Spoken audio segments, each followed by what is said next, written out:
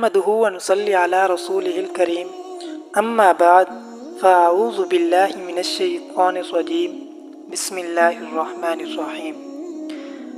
آج کی ویڈیو میں ہم بیان کریں گے کہ اگر کوئی شخص خواب میں چاند کو دیکھ لیتا ہے تو اس کی تعبیریں کیا ہیں۔ تو یاد رکھیں اس کی مختلف تعبیریں ہیں مختلف حالات کے اعتبار سے۔ حضرت دانیال علیہ السلام فرماتے ہیں کہ اگر کوئی شخص خواب میں چاند کو دیکھ لیتا ہے تو وہ شخص بادشاہ کا وزیر بنے گا۔ اگر دیکھا کہ اس نے چاند پکڑا ہے یا اس نے چاند کو اپنے ملک میں دیکھا ہے، دلیل ہے کہ بادشاہ کا مقرب ہوگا یا وزیر بنے گا۔ اور اگر دیکھے کہ چاند کے ساتھ لڑائی اور جھگڑا کرتا ہے، دلیل ہے کہ وزیر سے جھگڑے گا۔ اور اگر دیکھے کہ چاند کی جگہ پر مقیم ہوا ہے، دلیل ہے کہ بادشاہ کا وزیر ہوگا۔ اور اگر دیکھے کہ اس نے چاند کا نور لیا ہے، دلیل ہے کہ وزارت پائے گا۔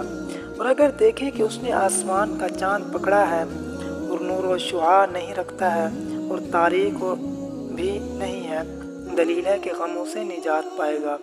اور اگر دیکھے کہ چاند تاریک ہے اور اپنی جگہ پر نہیں ہے، دلیل ہے کہ بادشاہ کا وزیر کسی کام کے باعث اس کا محتاج ہوگا۔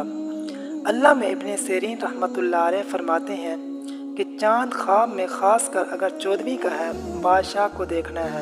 اگر دیکھے کہ چاند کے 2 ٹکڑے ہو گئے ہیں، دلیل ہے کہ بادشاہ یا وزیر ہلاک ہوگا۔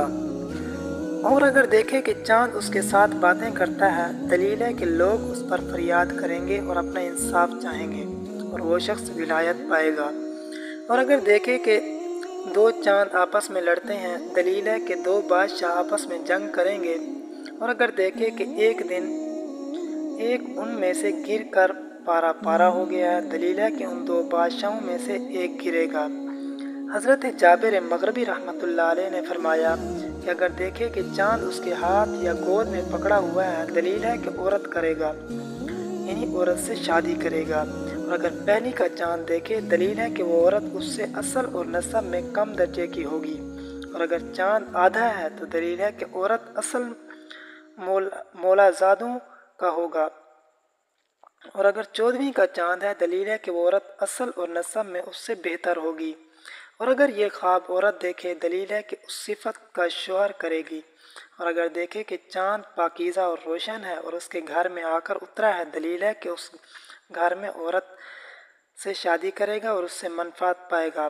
اور اگر دیکھے کہ کسی چیز نے چاند کو ڈھانپا ہے، دلیل ہے کہ بادشاہ کا وزیر متغیر ہوگا۔ اور اگر دیکھے کہ چاند کو گرہن لگا ہے، دلیل ہے کہ وزیر کا حال بد ہوگا اور وہ معزول ہو جائے گا۔ وآخر دعوانا ان الحمد للہ رب العالمین۔